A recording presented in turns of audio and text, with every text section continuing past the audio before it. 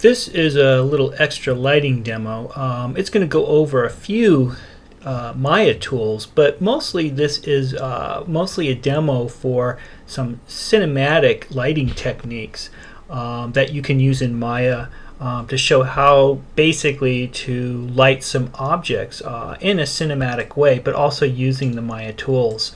I've set up just a little simple stage here with some two walls of floor and two objects that I'm going to light.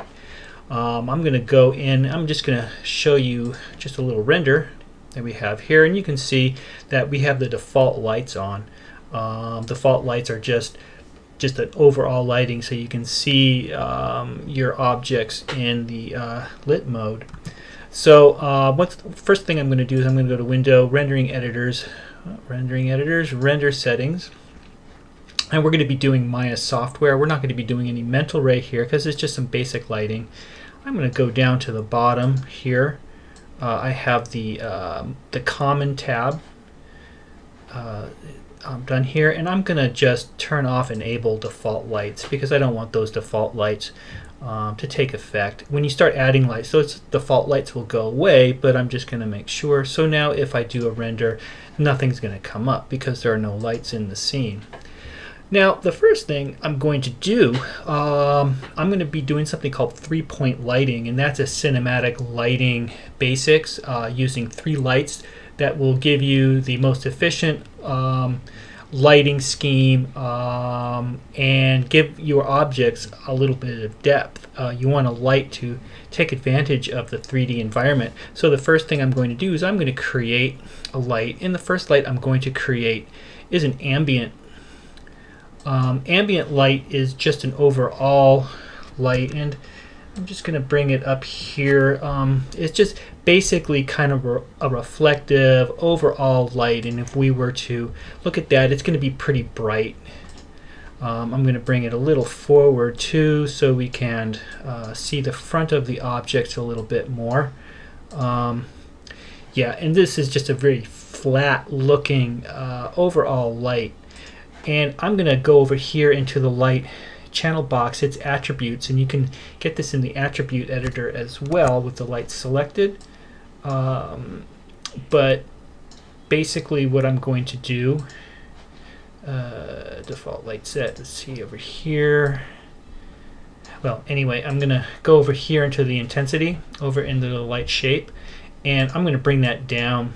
It defaults to 1, and I'm going to make that to about a 0.3. So I've brought that light intensity down considerably, and you can see it's just sort of an overall, just kind of a flat lighting, and I could even bring that down a little more, believe it or not, but I'm going to leave it at that for now. Now with my ambient light in there, I'm going to start with just my main lights, and I'm going to go in and I'm going to create a main light, go into lights, and I'm going to, for the first one, I'm going to create a directional light. And what this is just a light that comes from one direction, and it really doesn't matter where it's placed in the scene. It's just going to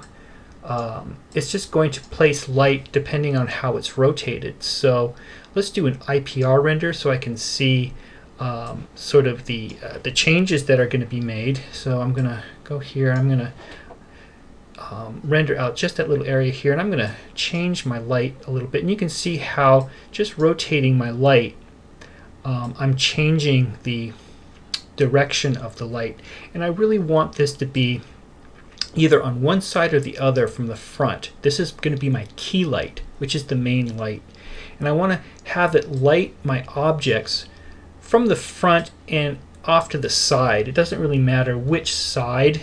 You know, it's either the light comes from one direction. Let's just assume that there's a window coming from stage left over here, and we're just gonna make the light go from that direction there. Good. Okay, so this is my key light, and one thing you will notice, I'm going to just do a little render here, is that there are shadows coming off of my objects too. You can see where the direction is light, but there's no objects being cast. That's because I don't have the shadows turned on.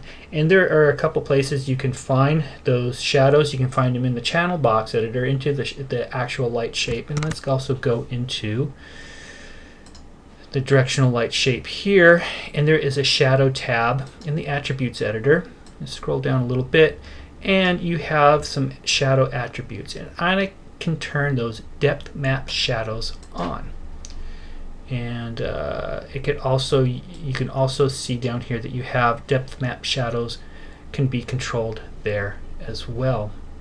So now if I do a render, you can see that the shadows are being cast onto the floor from these objects. And you can also, I can also do a little bit of adjustment. Now the IPR rendering doesn't really work all that great with shadows. It doesn't update the shadows very well, so you're going to have to just do some individual renders. And I have my shadows casting on the floor, and I have just one shadow kind of casting onto this other object here, and I want to do that. Notice here, because it is a directional light and it's just coming from just any old direction, it's casting a shadow from this wall here, and I don't necessarily want that. One of the powerful things about Maya, what you can do, is that you can tell the light to cast shadows or cast light on specific objects. So I have this directional light. It's called directional light 1, and I can rename that. And I also have these, the plane 1. I should rename these walls or whatever, but I know what they are. Let's just say plane 3, and I want to take the light effect from that directional light off of this wall here. So what I'm going to do is I'm going to go into my window relationship editors, and go almost to the bottom to light linking, and I want to go light centric light linking. What that does is it gives me a list on one side of the lights being the primary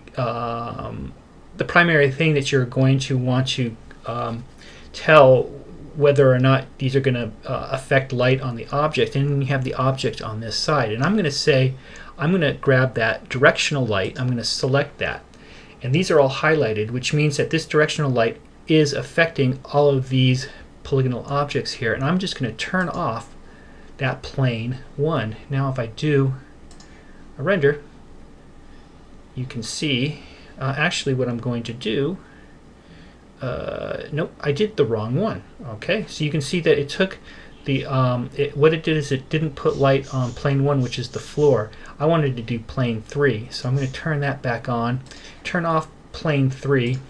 Let's do a render.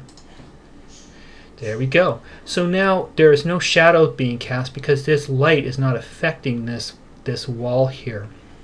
And that's a very powerful tool, is this relationship editor, where you can kind of tell all of your lights what objects they're going to affect or not. Very helpful tool.